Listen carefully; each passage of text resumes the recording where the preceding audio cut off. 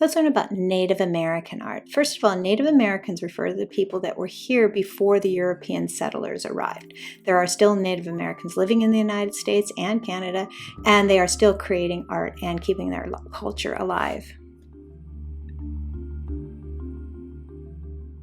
America is a very large country and has many regions and many different types of resources. The Native American people who lived here were very resourceful. They were very good at using what was given to them from the earth. Because there is so much to know, we're going to break down America into different regions. The Eastern Woodlands, which is in the eastern part of the country, the Great Plains, which is in the center part of the country, the Southwest, which is way down there where it's very hot, the Arctic, where it's very cold, and the Pacific Northwest, which is where Washington State and Oregon are at this time.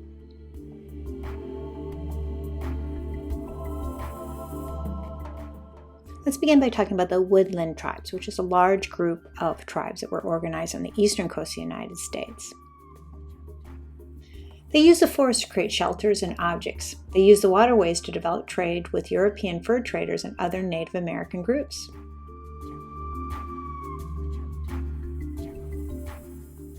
They used wood to create shelters and canoes. They are excellent wood carvers, and they used trade items like beads and ribbons to make clothing and other decorative items.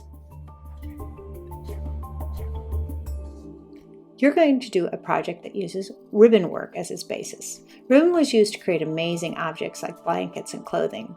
Ribbon work technique is still used today by many tribes. Can you make a design like this?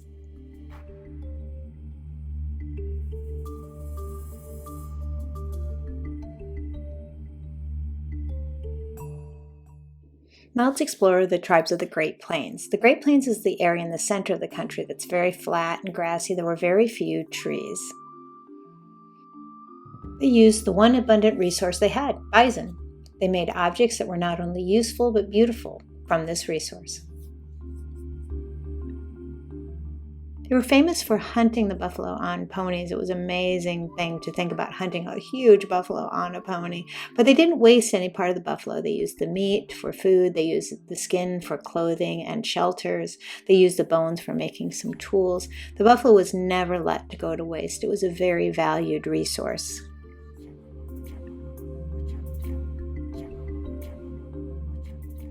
Bison and deerskins, porcupine quills, and feathers were combined with things that they could trade for, like shells and glass beads, to create beautiful objects.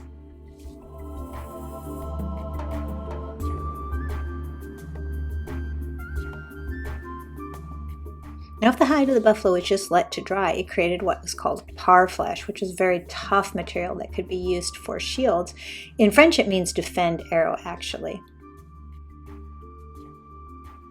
This material served many purposes. One, it was used to create luggage to carry and store what they needed. They were painted with beautiful symmetrical designs using geometric shapes. Can you make a design using symmetrical design and geometric shapes?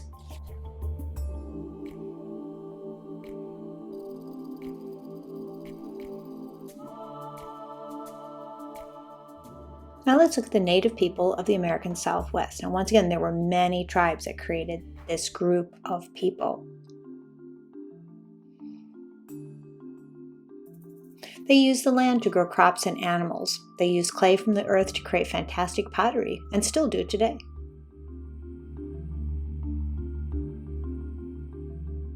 Their beautiful pottery, which served to store food and water, is often decorated with beautiful patterns and shapes. Can you create a pottery design using shapes and patterns?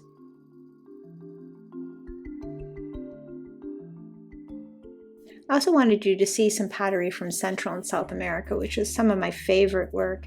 And here you can see some that has been painted very similarly to the work we just looked at.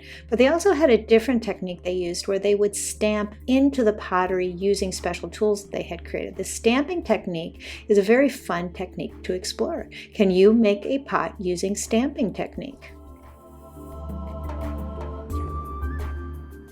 Let's move up to northern Canada, where the people of the Arctic lived and live.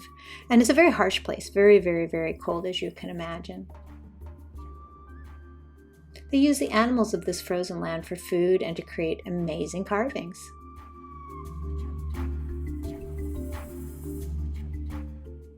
Their carvings made from walrus ivory, antler, and stone are simply beautiful and bring financial resources to their communities today. Can you make a sculpture of an Arctic creature?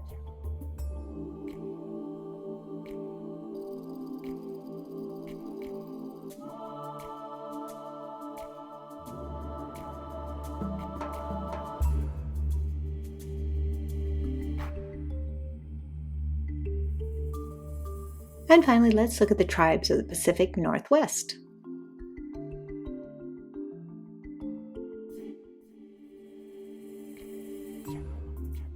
They used the bounty of the great forests, lakes, and oceans. They were inspired by the birds and animals of the region to create bold works of complex design.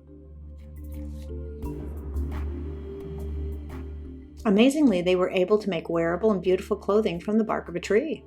Here you can see a dress that has this cool design on it and a cloak that they would wear around their shoulders. You can see that in the image behind.